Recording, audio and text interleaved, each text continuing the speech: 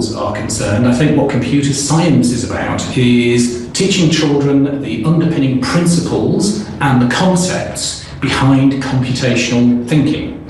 So what does that mean? Well, it's about teaching children how to solve problems by inventing an algorithm that can solve that problem, and then taking that algorithm away and figuring out how to turn that into a computer program. It involves children being able to understand how to create an abstract representation of a problem. It involves them having to use logic to reason about whether or not their representation makes sense. It requires them to be able to explain to other people whether their proposed solution is actually a good one or not. It also requires them to be able to compare their own solution to other proposed solutions that people have come up with and decide which one of them is actually going to be the best solution under a particular set of circumstances. Computer science as a subject, well, for me, I would say it's very much about automating processes that allow you to create information, to manipulate information, to share information, and to use information to solve problems. So it's really about trying to automate some of the kind of intellectual processes that we have around abstract problem solving. So do you think that computer science should be taught in schools? Well, for me, there are two things that you have to think about in terms of education if you're going to have any subject in schools. Does it help children to make sense of the world that they live in? Does it help those children to make a contribution to society? Okay, so we teach children about physics, for example, because they live in a physical world. We teach children about chemistry because the world is full of chemistry that they have to know about.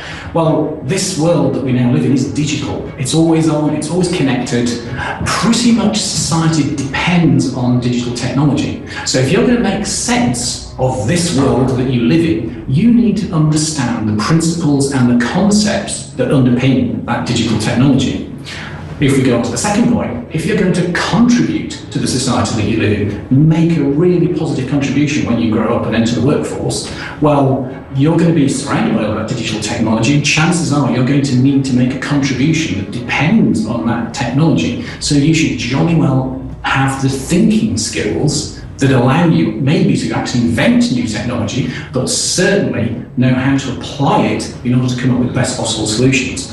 Now, both of those two things tell me that teaching children computer science is absolutely vital in a developed nation where we want an economy which is as good as anybody else's economy, but also where we want a nation where the people in that society can make the biggest contribution that's possible. So yeah, computer science is a vital part of the education that every single child should have. Great. So let's talk about computing at school, which is an initiative in the UK. What are the benefits of this project for the education process? Well, we now have, for the first time ever, a computing curriculum that's compulsory for children from age 5 right through to age 16.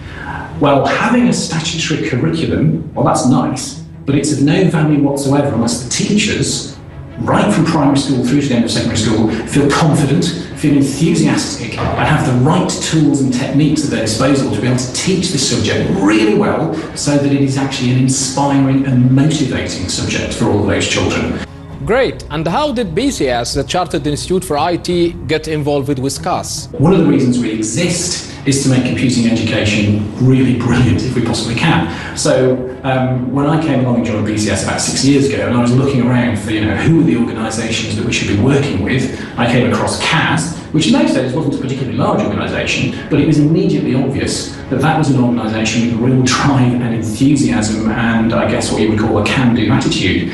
And it was just so obvious that they wanted exactly the same things that we did. So we should join together in order to try and change what actually goes on in schools. So CAS and BCS are trying to spot on teachers, curriculum and create professional community. Well, what you said was spot on. It is entirely about professionalism. We have really good teachers in this country, and part of being a professional is to continuously improve what you do. So the biggest thing that we can do, that we can bring to supporting teachers, is to enable them to learn from each other, from fellow professionals, fellow practitioners, about good practice, about how to implement that good practice, and about how to collaborate and cooperate and just talk to their fellow professionals to identify what are the best ways of actually teaching computing in the classroom. Teachers are the heart of education process. Do you think that all teachers should be familiar with computer science, at least the basics? I think every single human being that walks, talks and breathes should be familiar with computer science at the very, very basics. In just the same way that we should all be good at our own natural language, we should all understand a little bit of mathematics and physics. I think it's fundamental to the education of every civilized human being. So certainly every teacher should too. But I think perhaps what you're asking me is about the teachers who have to teach computing in schools. Yes, they definitely should. And in an ideal world, in a perfect world, all of our computing teachers would actually have a degree in computer science. We're not at that stage. And that's one of our biggest challenges, is to support all of the very willing and able teachers we have, but that they don't have that background in computer science. So we have to try and support them so that they can gain some background, definitely to a more advanced level than the students that they're working with. Okay, what about primary schools, for example? What should we teach our students at this stage? Well, we now have a statutory curriculum for primary schools. And it's very ambitious, but also at the same time, it's actually very practical. It covers a range of ideas and concepts. It includes that children should learn to use logic to reason about algorithms. Now, clearly what that means for a 5-year-old is very, very different to what it means for a 16-year-old. However, the principle that they should have to think precisely and carefully and reason about what they're doing is still valid for those 5-year-olds. Equally, you can introduce children from very, very early age to the idea of an algorithm. Again, what an algorithm means to a 5-year-old is totally different to what it means to a 16-year-old. So for a 5-year-old, you might explain an algorithm in terms of saying, well, it's like a cooking recipe, or it's like a knitting pattern, or it's a set of rules that allow you to achieve something.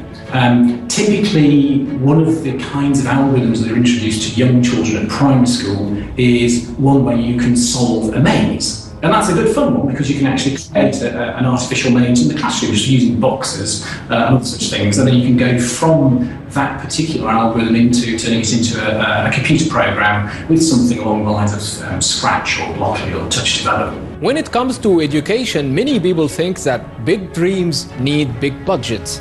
Do you think that technology can help in education development with reduced budget? I think so, yes. One of the things we've noticed, say, around computer science education in schools is that a lot of schools now will go onto a website to do elementary programming, at least whilst they're introducing children to that. And that's something you can do on any kind of device, and it doesn't need to be at all expensive. The other thing with regards to computing education, there is a huge, huge range of what are called unplugged activities. So these are activities that you can do in the classroom just using pen and paper. So that's a very, very low-cost solution to doing an awful lot of the curriculum. Thank you, Dr. Bell, for these wonderful thoughts on education, and would like to hear last words for our policymakers and government. Well, just to reiterate what I was saying, every single walking, talking, thinking, breathing human being should have a basic understanding of computer science, or they are not going to do as well as the other walking, talking, thinking human beings who do have that basic understanding of computer science. So I think it's very, very important for everybody that you get that into your schools as soon as you possibly can. Thank you very much for your valuable time. حقيقي بشكر دكتور بيل والمعهد الملكي لتكنولوجيا المعلومات في بريطانيا، واتمنى اننا نكون قدرنا على الاقل